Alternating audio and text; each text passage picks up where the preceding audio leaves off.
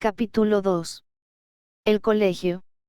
Desde niño noté lo cíclico del tiempo y de los acontecimientos que en él se cumplen. Advertí que venía la Navidad, enseguida el fin de año y el Año Nuevo, luego el Carnaval, después la Semana Santa, mi querido agosto y las vacaciones estudiantiles, prontamente finado, seguían las fiestas de fundación española de la ciudad de Quito y por fin llegaba otra Navidad. Posteriormente, ya en la escuela, aprendí que la Tierra giraba incansable alrededor del Sol, regresando cada año al inicio del calendario para reiniciar otra vuelta, en un movimiento continuo e infinito. Esta comprensión me hizo contar 6 veranos antes de ingresar a la secundaria. La rueda cíclica de la vida se hizo más notoria cuando llegó el primer día en que tenía que acudir al colegio. A la sazón, lo que vivencié durante 6 años en la escuela volvió a repetirse: el flamante uniforme, los nuevos compañeros, las autoridades del plantel, la ceremonia de inauguración, padres de familia en los patios y corredores, las pintorescas aulas. El Colegio Juan Pío Mantafar era un centro educacional que funcionaba en un moderno complejo, inaugurado hace pocos años, al sureste de la ciudad, junto a la avenida Napo. Su extensa construcción de hormigón armado y sus amplios patios impresionaron mis ánimos mientras recorría presuroso por los corredores dirigiéndome al aula de clases. Vestía un brillante uniforme, pantalón azul marino, leva ploma, camisa blanca, corbata azul y zapatos negros. Como yo no podía hacer el nudo en la corbata, un estudiante de un curso superior me ayudó sacándome del apuro. Era un día martes de un radiante octubre, cuando, sentado en un pupitre metálico, me vi rodeado de caras desconocidas. En todas ellas se notaba cierta extrañeza, como cuando esperamos alguna novedad pero no sabemos qué es. Nos mirábamos de reojo. Al disimulo, noté que alguien, que había ganado confianza, hacía bromas al fondo de la sala. Otro, que luego nos enteramos que era repetidor de año, comenzó a hablarnos de cómo funcionaba el colegio y de los profesores. A un otro, de pequeña estatura, que en lo posterior se convirtió en el mimado del curso, se acercó a la puerta cuando, de improviso, ingresó el profesor de idiomas. Todos en el aula lanzamos un grito de admiración. Él entró saludándonos en inglés. "Good morning, class", pronunció en voz alta y pausada, mientras se dirigía maletín en mano al escritorio. En los días siguientes, el inspector nos llevó a conocer el colegio. Todos los estudiantes caminábamos admirando los diferentes ambientes del gran instituto. Visitamos la secretaría, el rectorado, el vicerrectorado, la inspección general, la biblioteca, el gimnasio, la cancha de fútbol. Algo que me intrigó fue que los profesores, el inspector y otras autoridades, nos llamaban señores. Me preguntaba, si en los colegios femeninos a las alumnas de primer curso, todavía niñas, les llamarían señoras. Luego de la novelería de los primeros días y semanas en la prestigiosa institución educativa, el ambiente se tornó un tanto monótono, rutinario, a veces cansino, en especial en las melancólicas tardes, en que dormitando escuchábamos las enseñanzas. Veíamos con ojos somnolientos al profesor. Entre tanto nuestras mentes se ocupaban de otros asuntos más llamativos, como pensar en las alumnas del Colegio Quito.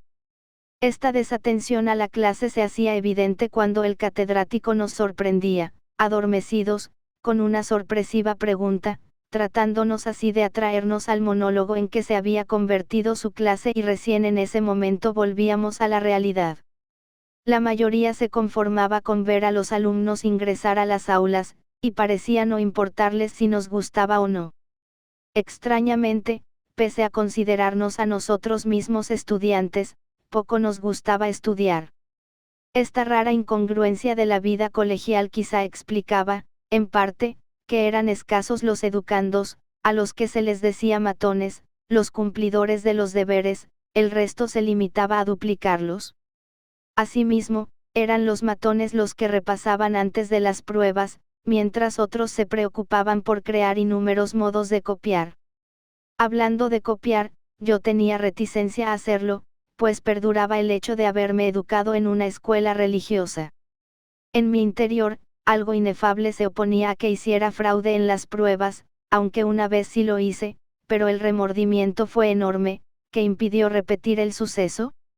Sin embargo, siendo mis notas ni altas ni bajas, sino lo suficiente como para no perder el año, me defendí en forma moderada en la secundaria. En las mañanas nos dictaban materias más importantes como matemáticas, gramática, ciencias naturales, después de regresar del almuerzo, las más digeribles como geografía, historia y lectura. En muchas radiantes tardes, cuando el sol declinaba, leíamos Platero y yo, mientras el educador hacía el análisis de la sintaxis y la morfología de esa agradable obra. Pronto noté que los estudiantes nos comportábamos de acuerdo a la actitud de los profesores.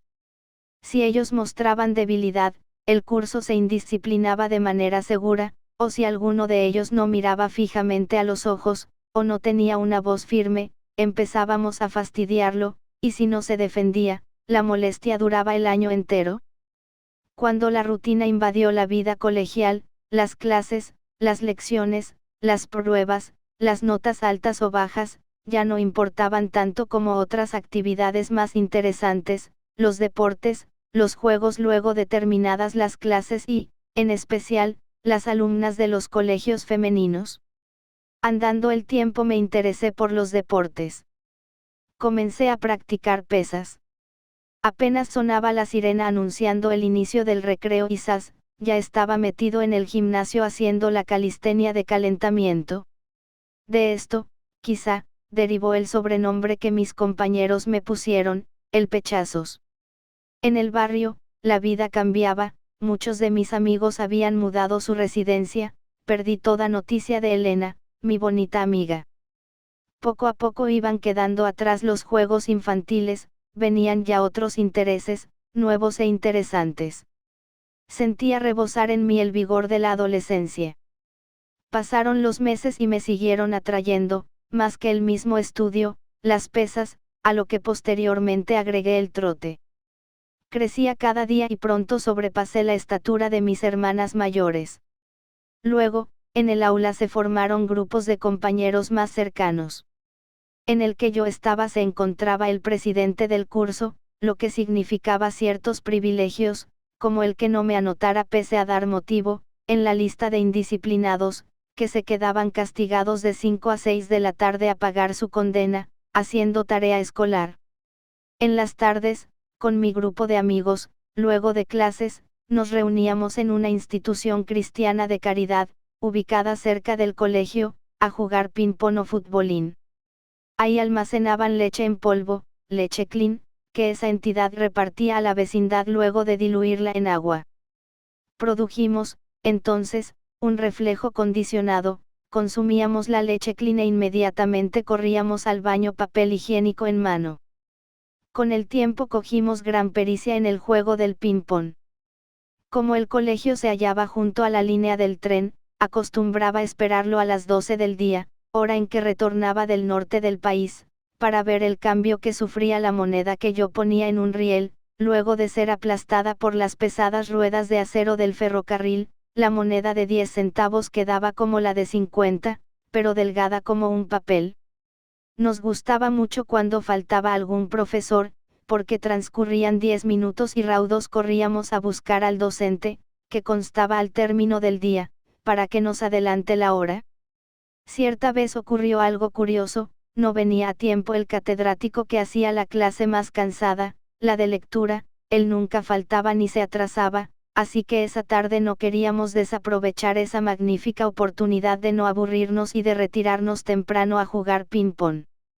Fuimos, pues, a buscar al licenciado de Historia, que, esa tarde, le tocaba a la última hora, lo encontramos dictando clase en un segundo curso, accedió de inmediato al pedido y nos proporcionó trabajo. Nos encontrábamos realizando la tarea, cuando de pronto ocurrió lo que temíamos. Entró al aula el licenciado de lectura, se lo veía agitado, traía la corbata desacomodada y venía sin el maletero. No pudo evitar el enojo cuando se enteró de que habíamos adelantado la hora y en forma inmediata inició su clase. Todos quedaron desilusionados, yo exclamé, como si haya sucedido una catástrofe, con las mejillas en mis manos, los codos en el pupitre y mirando al pizarrón. Adiós ping-pong. Ese día los dos catedráticos se enemistaron un poco. Para ir y venir del colegio pasaba por la plaza grande en donde estaba ubicado el Palacio de Gobierno. Veía con atención a la Guardia Presidencial vestir uniformes multicolores del tiempo de las guerras de independencia, entre tanto me imaginaba cómo sería la vida de los gobernantes del país. Al final del año, solo 3 del grupo de amigos incluido yo aprobamos ese curso, el resto lo reprobó. Vi, conmovido, a mis camaradas llorar por la tremenda pérdida de año. Luego nos enteramos que uno de ellos, reprobado en matemáticas, queriendo desquitarse, había acudido a la casa del profesor a romper los vidrios de las ventanas, para luego salir corriendo. Cuando se inició el segundo curso, se repitió el proceso vivido el año anterior, con la salvedad de que en esta ocasión no constaba en ninguna lista. En ese problema estábamos unos 40 estudiantes que nos habíamos rezagado en las matrículas, conformábamos pues, la Legión Olvidada. Con este número de alumnos, luego de esclarecerse la situación, crearon un nuevo paralelo, el noveno, pero no había aula. Después nos ubicaron en una que estaba junto al laboratorio de física y que, separada por una pizarra que se deslizaba en vertical, formaba parte de él. En este segundo curso me encontré con 2 buenos compañeros de la escuela, que ejercían mucha influencia sobre mí. El uno de nombre Iván, era muy religioso, estudioso del idealismo, estrictamente vegetariano, a tal punto que en la casa cocinaban aparte para él. Iván tenía profunda veneración por lo superior, por lo divino, por el infinito, asuntos que me atraían. El otro de nombre Roberto, era lo contrario. A pesar de haber estado en una escuela religiosa, se inclinaba por el materialismo, filosofía que también me atraía. Roberto era bastante honesto y fiel como amigo, sus padres tenían ya una edad avanzada por lo que no podían trabajar y él, en consecuencia, no tenía una buena posición económica. El lema de Roberto era, vivir cada día la vida a plenitud, solía cantar esa conocida canción, vive, vive la vida hoy, vívela, aunque mañana te mueras, vive. Entonces, por circunstancias de la existencia, me vi rodeado en ese nuevo año colegial por 2 grandes compañeros de la escuela, y aunque ellos tenían formas opuestas de pensar, yo congeniaba a la perfección con los 2.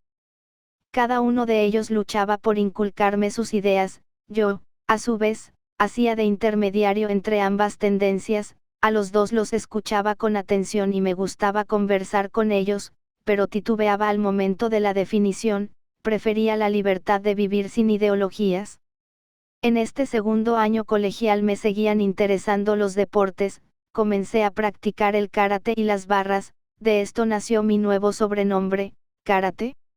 Aquí es necesario hacer una acotación, casi todos en el colegio teníamos un alias. Eso era tan común como lavarse las manos, es más, yo también los ponía, los alumnos y principalmente los profesores y empleados, comenzando desde el rector hasta el último de los porteros, tenían seudónimo, tanto que, por ejemplo, si nos preguntaban por un licenciado por el nombre o apellido, no lo ubicábamos, pero por el apodo sí. Este segundo curso tuvo un tinte muy especial, diferente, único, a tal punto que en el resto de mi vida colegial, aun en la universidad, no encontré otro parecido o mejor. Todos los estudiantes tenían algo que los distinguía, comenzando por mis 2 mejores amigos, Iván y Roberto, el uno idealista y el otro materialista.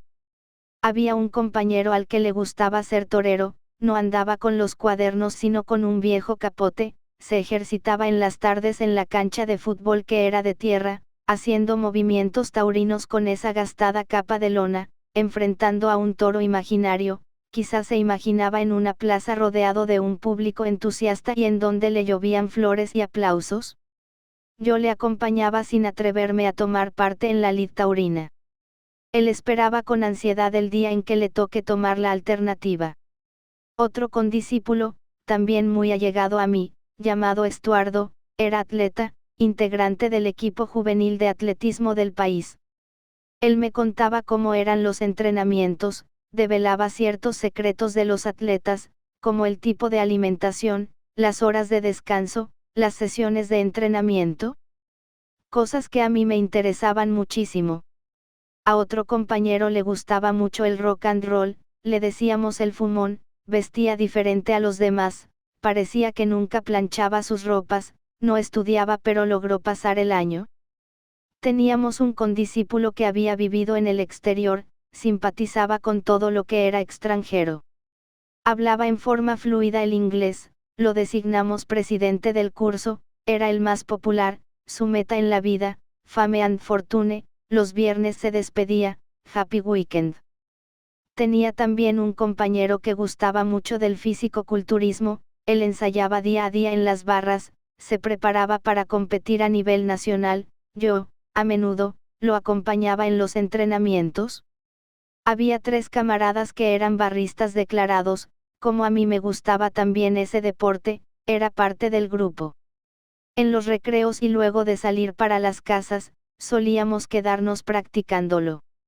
En el barrio quedaban pocos amigos de la vieja guardia, la mayoría se había cambiado de casa.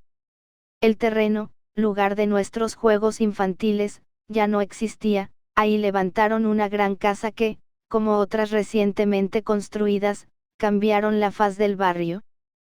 Por avatares de la vida, en este segundo curso, yo no entendía ni atendía a las clases de matemáticas, tenía, pues, notas bajas. A medio año, para una prueba escrita que se avecinaba, queriendo recuperarme, estudié todo cuanto pude. En el momento de la misma, el cuaderno de teoría, sin yo notarlo, había quedado abierto debajo del pupitre. El profesor, que lo había visto, se acercó y me quitó la hoja del examen acusándome injustamente de copia. Me puso 0 en la calificación, 0,8 en conducta y pidió la presencia de mi representante. Este buen instructor no escuchó ninguna defensa, fue tajante en su decisión. Yo sabía que se cometió un atropello en mi contra, pero no había autoridad a quien acudir a solicitar justicia, me sentí muy defraudado. A pesar de este hecho, sí logré aprobar esa asignatura. Los gobernantes militares de esa época enviaron a mi colegio útiles estudiantiles para que los alumnos les colocaran en fundas que serían repartidas en forma gratuita a los escolares de la costa. Aún recuerdo el lema grabado en esas envolturas plásticas: el gobierno nacionalista revolucionario de las Fuerzas Armadas a Su Majestad el Niño. Así, pues, nos llevaron al vicerrectorado a llenar las fundas, advirtiéndonos que los útiles estaban contados y que, si se detectaba alguna pérdida, el culpable sería inmediatamente expulsado del colegio. Llenamos las fundas, en compensación nos regalaron un refrigerio, insólitamente, el alumno considerado más honrado, el tesorero del curso, que cuando lo designamos dijo, agradezco que me hayan elegido, aunque sea solo de tesorero, se había metido unas cajas de pinturas bajo las ropas, por fortuna ninguna autoridad lo detectó ni tampoco lo delatamos. El segundo curso, con sus buenas y malas experiencias, con alegría y nostalgia, terminó. Aquí es menester comentar lo siguiente: en la escuela se mantenían los paralelos, los mismos alumnos que empezaban el primer grado terminaban el sexto, empero, en el colegio no era así, cada año nos cambiaban al azar de paralelo. Y fue así, precisamente, que en el tercer curso me topé con flamantes compañeros. Por decreto de los gobernantes militares, se terminó el doble ciclo y los colegios comenzaron a funcionar en jornada única.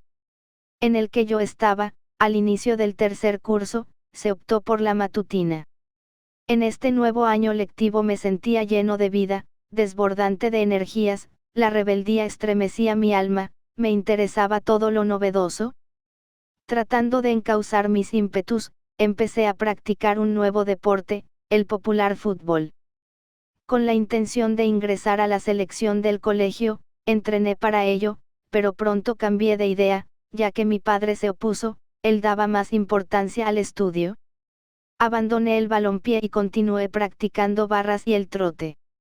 En este tercer curso, mi nuevo seudónimo era Gegas.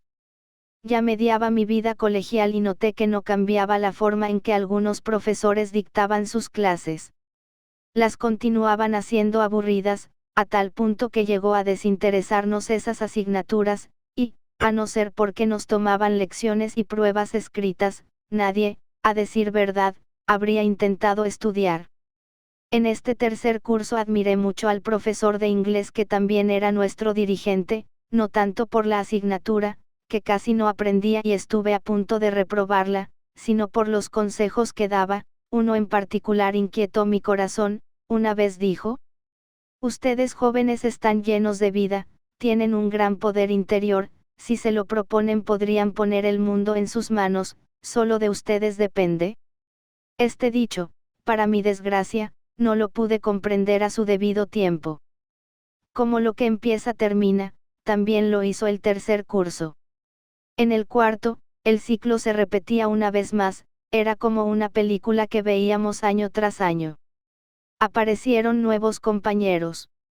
La niñez quedó en el olvido. Allí conocí a un grupo de 4 compañeros famosos por no estudiar, genios de la copia. Ellos repetían el curso, el anterior lo habían perdido en química, matemáticas, física y en casi todas las materias, excepto en educación física. Estos compañeros frecuentaban los bailes, se desenvolvían a la perfección con las chicas y eran bebedores de cerveza, lo que los convertía en los más populares entre los cuartos cursos. A los mencionados condiscípulos, cuando era posible, les hacía copiar en los exámenes y les prestaba los deberes.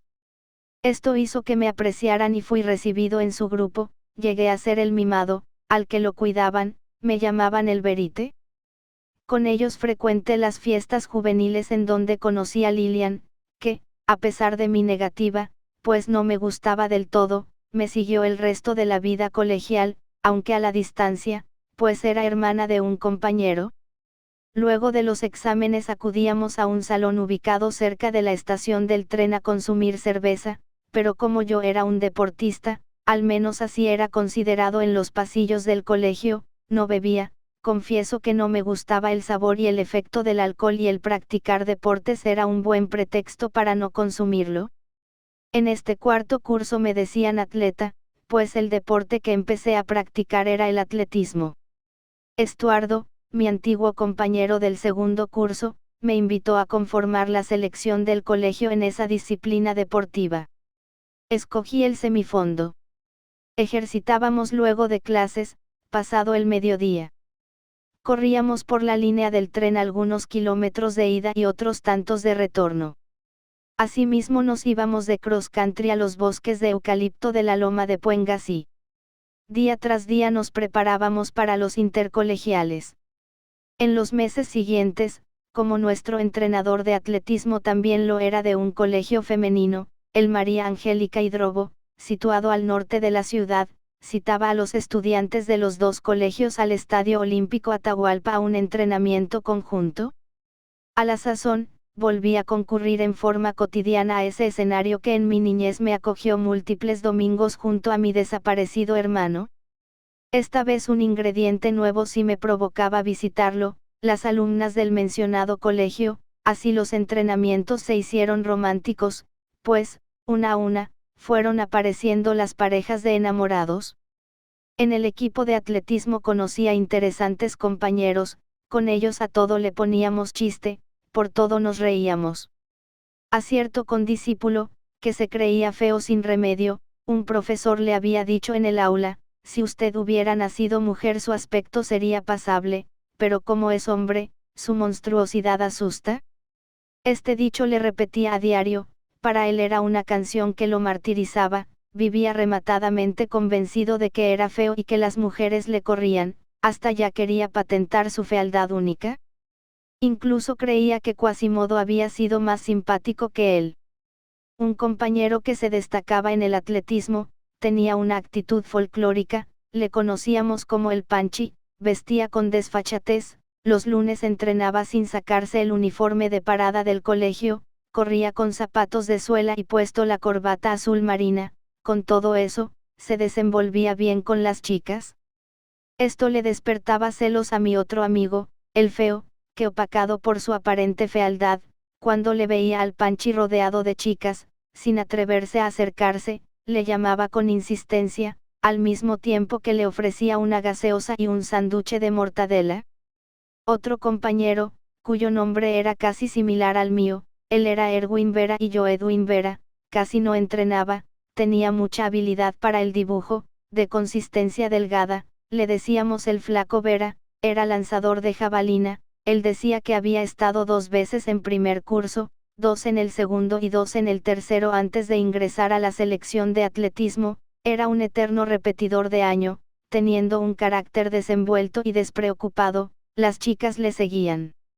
A propósito, vale mencionar que nuestro colegio no disponía de suficientes implementos de atletismo, no había balas, jabalinas, martillos, discos.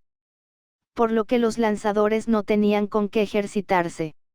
Había unos deportistas de otro colegio de la ciudad que sí disponían de implementos para entrenar, practicaban a diario con religiosidad, eran la admiración en el estadio por la fuerza y asiduidad que mostraban, casi no conversaban con los demás deportistas, se mantenían al margen, vivían aparte en su impenetrable mundo.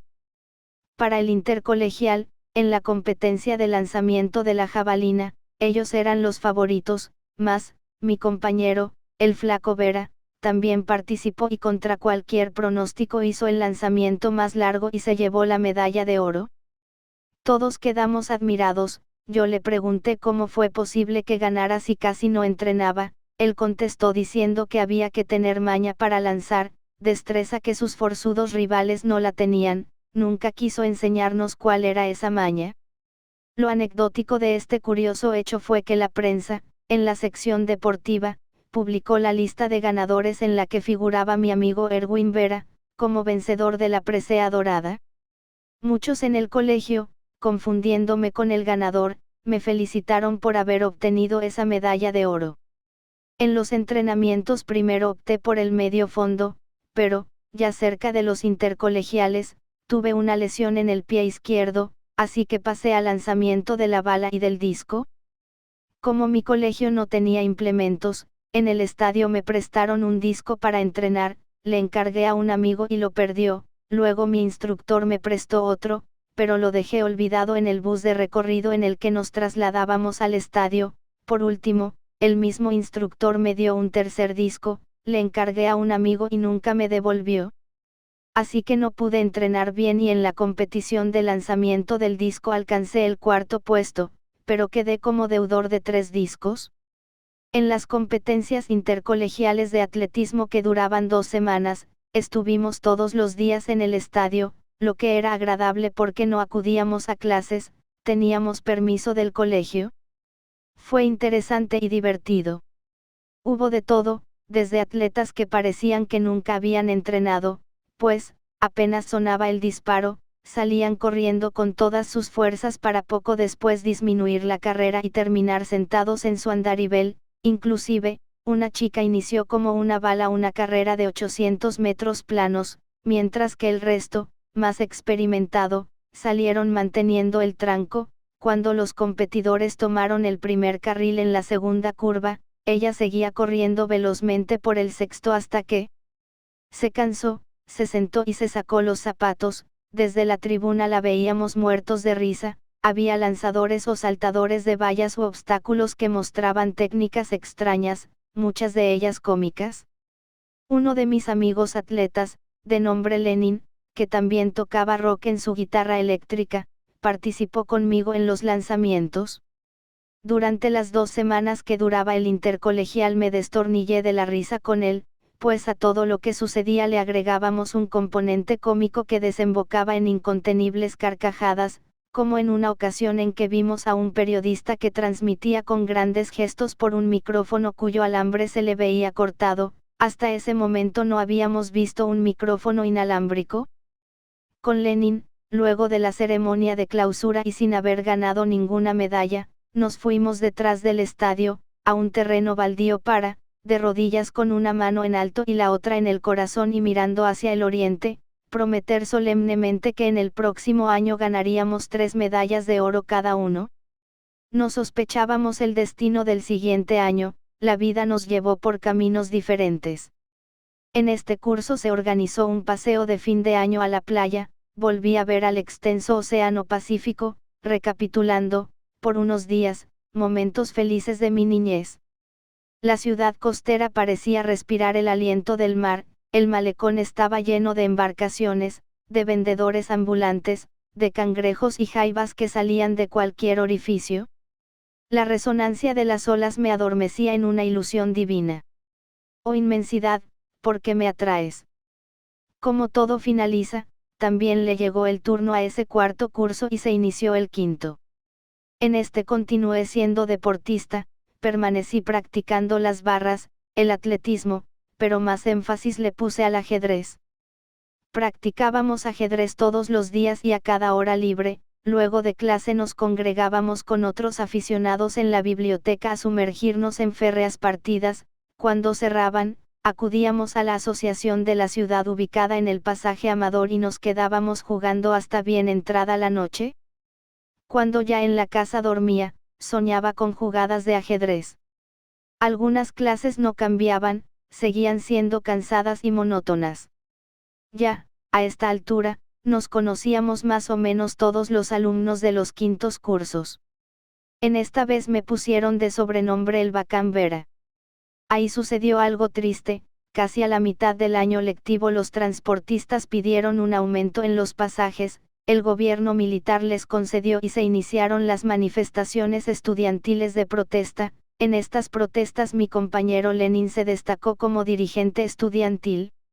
Las protestas continuaron inalterables durante semanas.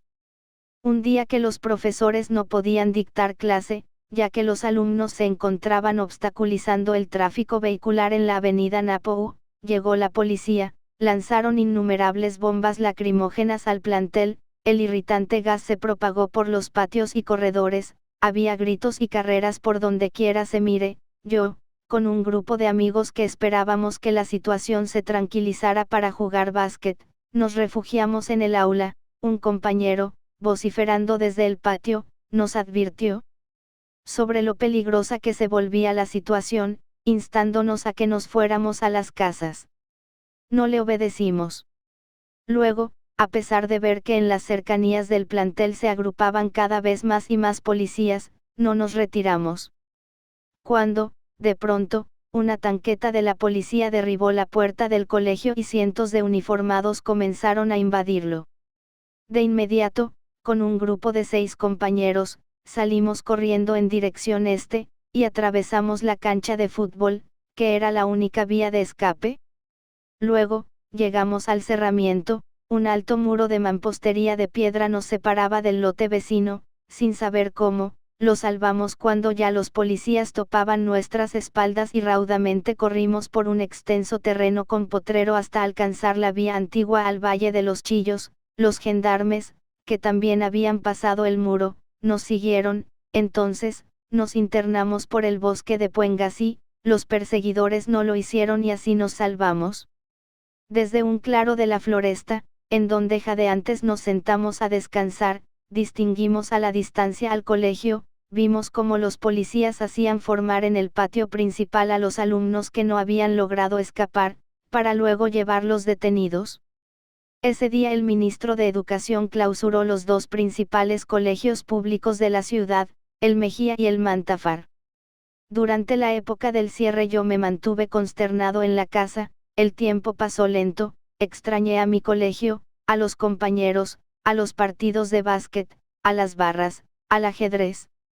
Al pasar los días enfermé y estuve hospitalizado. Cuando un mes después se reabrió mi colegio, regresé aún convaleciente.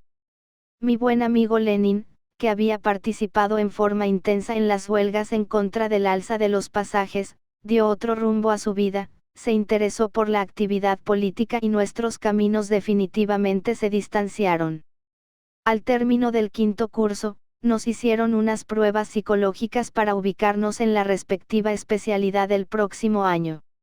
El asunto era curioso, el resultado de las pruebas era lo que uno mismo quería que resultara. Yo, pretendiendo estudiar en la universidad la carrera de medicina, al test lo orienté por lo biológico, me ubicaron entonces en la especialidad de químico-biólogo. Pero, días después, mudé de idea y acudí al departamento de orientación vocacional a que me cambien de especialidad. Como no quería seguir sociales, opté por la de físico-matemático. La orientadora, al inicio renuente a aceptar el cambio de especialidad, luego de permitirlo, me advirtió sobre futuros problemas que yo tendría con las matemáticas. Por suerte se equivocó. Ya en sexto curso practiqué el básquet, me impuse la meta de ingresar a la selección del colegio y lo conseguí después de haber entrenado mucho y por mi cuenta. Me pusieron el sobrenombre de El Hombre Orquesta, quizá porque desarrollé por completo la tesis de grado de geometría plana, del tema dado a mi grupo conformado por 6 estudiantes. Asimismo, el básquet se convirtió en una religión. Jugábamos a diario, apenas terminaban las clases ya, estábamos en la cancha de básquet saltando y dando los primeros botes al Spalding. El sexto curso, el último de mi vida colegial, pasó con rapidez. Nos ocupamos en 3 cosas: jugar básquetbol, hacer la tesis de grado y organizar el paseo de graduación que lo hicimos a Colombia, motivados por los comentarios sobre los cañaverales del Valle del Cauca, la belleza de las caleñas y la hacienda de María y Efraín. Este sexto curso también finalizó. Me gradué, mis padres organizaron una pequeña fiesta, me regalaron un reluciente anillo de oro de 18 quilates, de 8 gramos de peso. En las vacaciones que siguieron me encontré sin rumbo, la mayoría de mis compañeros habían tomado ya la decisión, unos se fueron a la marina, otros a la aviación y otros al ejército. Ellos decían que en las Fuerzas Armadas se sufre los 3 primeros años, pero que después de graduarse de subteniente la vida cambia, el sueldo es seguro cada mes y la existencia se hace más suave. Empero, ni siquiera esto me atraía. Fue en estas vacaciones, en los últimos días de un vigoroso agosto, cuando organizamos una excursión al volcán Pichincha, mi montaña preferida. El grupo expedicionario lo conformábamos 4 personas, 2 hermanos menores, un primo y yo. La noche anterior organizamos el equipaje, la ropa y los alimentos, aprovechando que nos prestaron una carpa y 4 mochilas. Salimos de madrugada desde el Tejar, lugar de residencia. Las sombras aún cubrían la ciudad andina, un viento helado golpeaba nuestras mejillas. Atravesamos el barrio Toctiuco Alto antes de tomar un prolongado y empinado Chaquiñán, lo subimos lentamente queriendo mantener las energías, caminamos por las últimas calles de la urbe, avanzamos por una quebrada, al salir de esta y después de marchar unas 7 cuadras por un camino empedrado, llegamos al sitio denominado La Chorrera. Ahí había una cascada cuyo golpe de agua se escuchaba desde muy lejos, su caudal alimentaba una parte de la red de agua potable de la ciudad. Las sombras de la madrugada aún se mantenían, el frío amainó, la caminata nos calentó un poco, en mis manos llevaba el anillo de grado que mis padres me habían obsequiado. Abajo, las luces de la ciudad se veían distantes. En ese sitio hicimos el primer descanso. A continuación de la pausa, reiniciamos la caminata. Desde ahí, el camino parecía más empinado y estrecho. El crepúsculo matutino nos acompañó aún por unos 30 minutos mientras una niebla liviana helaba nuestras gargantas. Al despuntar el día, ante nuestros ojos se ofreció un majestuoso panorama, detuvimos entonces la marcha para admirarlo. El cielo se iluminó con la brillante luz del naciente sol que escondió las estrellas y al planeta Venus, que se hallaba al oriente, pintando la bóveda, de horizonte a horizonte, con un azul brillante. Sentimos su vivificante luz y calor en nuestros rostros, la gigantesca bola de fuego se asomó, poco a poco, perfilando la lejana cordillera oriental que se erguía como una formidable mole de granito. Cuando el astro completó su salida nos permitió divisar la gran urbe, sus calles comenzaban a cobrar vida. Ese hermoso amanecer nos infundió inusitados bríos. Después de este bello rayar del alba, reiniciamos la marcha, el camino se transformó en una angosta vereda que se deslizaba primero a través de maizales y luego entre la vegetación de las alturas, algunas de cuyas plantas espinosas, cual manos atrevidas, detenían nuestra marcha, paralelo al camino bajaba una acequia que se dirigía a la chorrera, para de allí saltar al vacío. Su estruendo se escuchaba cada vez más lejano. A medida que avanzábamos la vegetación escaseaba, la pesada mochila que cargaba en mi espalda molestaba más con cada paso que daba, a mis acompañantes los veía cansados. Llegamos a una pequeña quebrada, la salvamos de uno en uno y apareció el pajonal, a veces alto, otros medianos, de un exquisito color amarillo, semejante a los cabellos de una rubia mujer. El camino subió entonces entre el pajonal.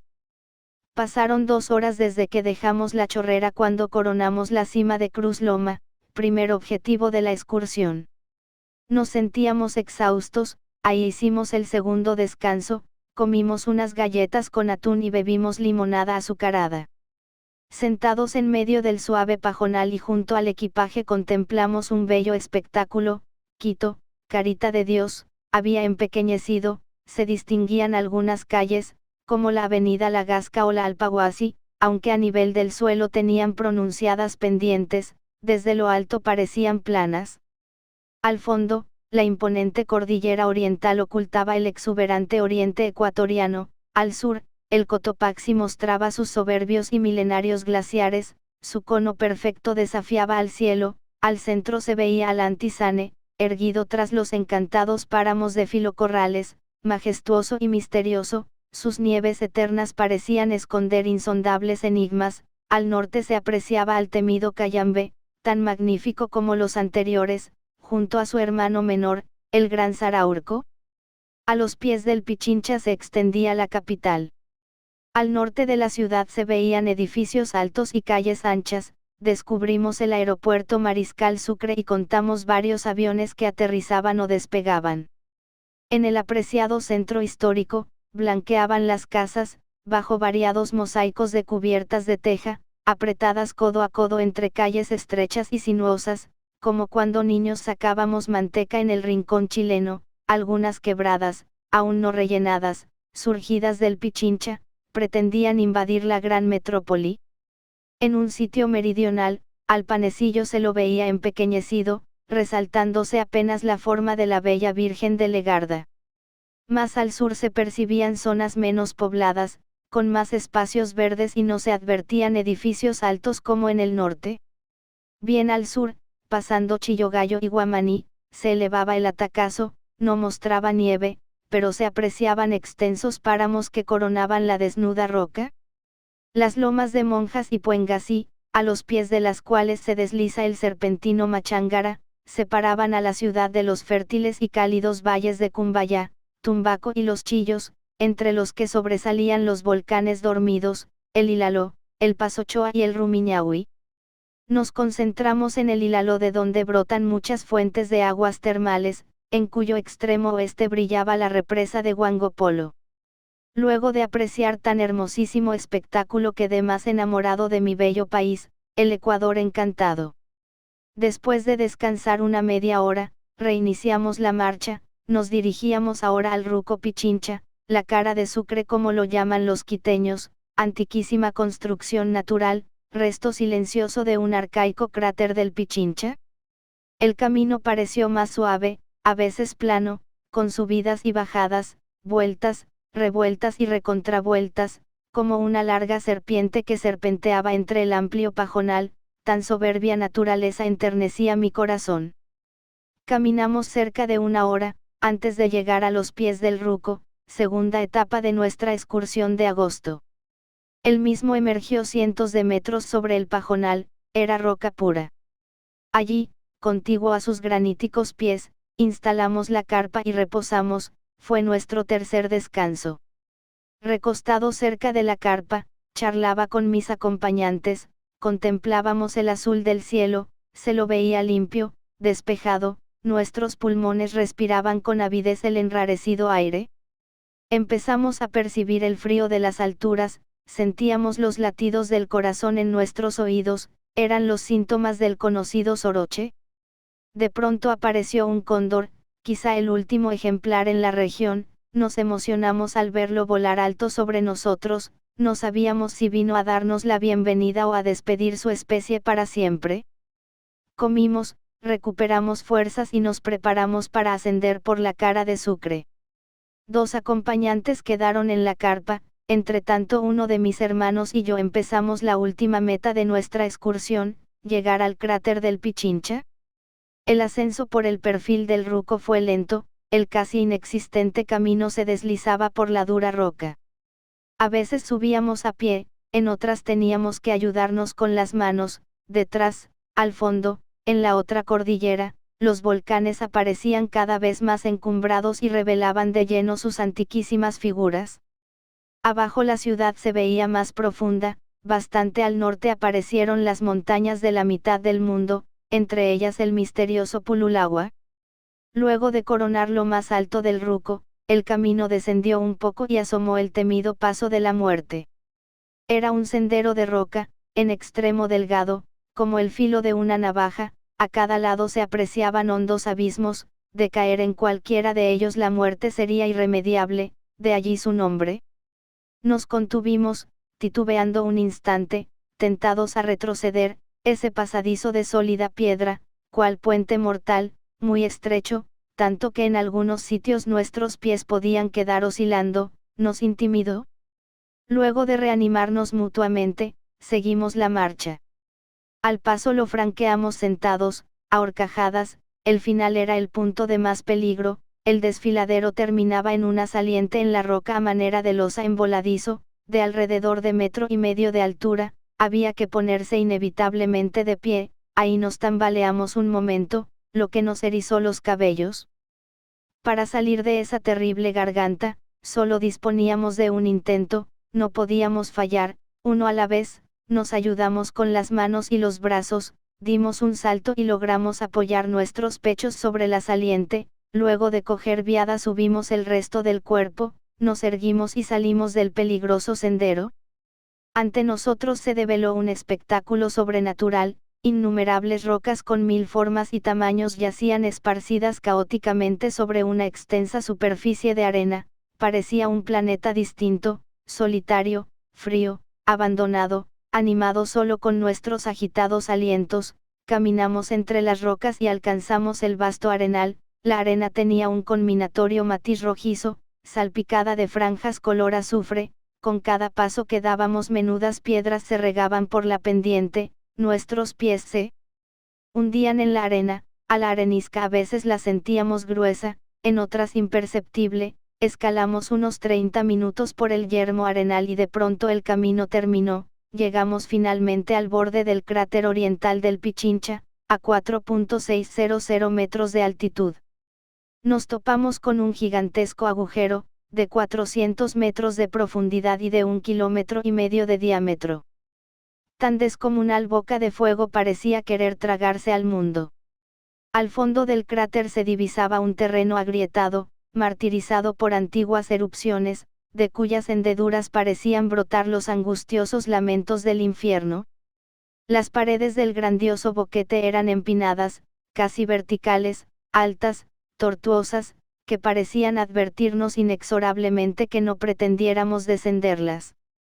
Desde esa gran altura, mirando a 360 grados, resaltaba el gran contraste entre las cumbres y hondonadas de tan vasto territorio. Unos momentos nos embelezamos con el estupendo paisaje que a nuestros pies se revelaba como una chica enamorada, al sur del coloso Pichincha se apreciaba el cerro Ladrillos, el Padre Encantado y el temible Guagua Pichincha, observamos hacia el levante, a la lejana cordillera oriental, en la que se veía emerger con todo su esplendor, desde la llanura del Limpiopungo, el cono perfecto del desmedido Cotopaxi, su monstruoso volumen menguaba al no pequeño Sincholagua, distinguimos por primera vez la hoya del Guayabamba en su propia topografía, encerrada por el macizo oriental, el occidental y los nudos de Mojanda y de Teopuyo. Teníamos ante nosotros a la inmensa hoya, parecía que la podíamos alcanzar con las manos. Al norte de la cordillera occidental se apreciaba al volcán Mojanda Cajas, tan bello e imponente como los demás que rodean la hondura del Guayabamba, hasta logramos divisar al encantado Imbabura al extremo norte, y al extremo sur, al eyector de fuego Tungurahua y a las 3 cumbres nevadas del extraordinario Chimborazo, este paisaje cobijado por un sublime cielo que variaba en matices, de un intenso azul en el centro de la bóveda, a un tenue celeste en el horizonte. Oh, bello, imperecedero e inolvidable panorama. Ecuador, qué maravillas posees. Mas, de pronto, la niebla cayó súbitamente, todo desapareció y no podíamos ver ni siquiera nuestros pies. El sobresalto nos invadió, pero nos controlamos, queríamos regresar pero no atinábamos por dónde, nos tranquilizamos y comenzamos a descender, despacio, bien despacio, la niebla se incrementó, nuestros corazones palpitaban con celeridad, descendíamos paso a paso, toda roca que tocábamos se precipitaba pendiente abajo, parecía a ratos que nos socavábamos en la arena. La bajada se hizo más empinada, el tiempo se detuvo, pero logramos descender, salíamos ya de la espesa neblina cuando notamos que nos habíamos desviado hacia la izquierda del Ruco, así que lo bordeamos sin quererlo, divisamos a los pies del Pichincha, hacia el norte, espesos bosques de eucalipto separados por profundas quebradas. Llegamos a donde estaba instalada la carpa y nos recuperamos del susto pasado, pero alegres por haber estado tan cerca del cielo. Así transcurrió ese verano. Cuando llegó el mes de octubre yo aún no decidía respecto a mi educación superior.